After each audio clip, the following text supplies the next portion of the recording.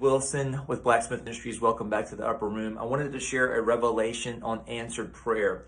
Have you ever asked God for a particular subject, an item, a request, a petition of your heart? It's a heart's desire. It could be a new job. It could be a mended relationship. It could be 100 different things. Part of the way that we receive an answer from God is through fasting. I know that sounds a little crazy. How do you make the connection between fasting and answered prayer? Well, here's the thing. When we fast, we enhance our ability to hear God.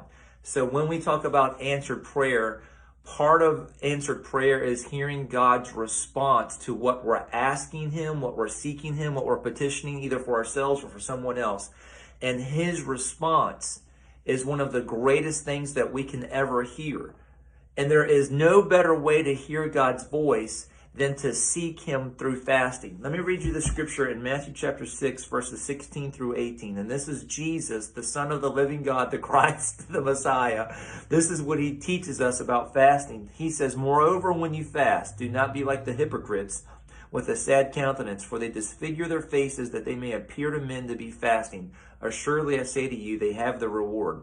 But you, when you fast, anoint your head and wash your face, so you do not appear to men to be fasting, but to your Father who is in the secret place, and your Father who sees in secret will reward you openly."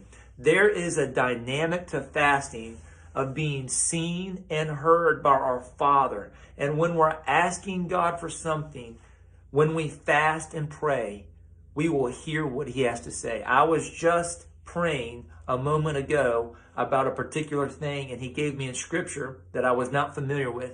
As soon as I read the scripture, it was the exact answer to what I just asked Him. I mean, it's instantaneous.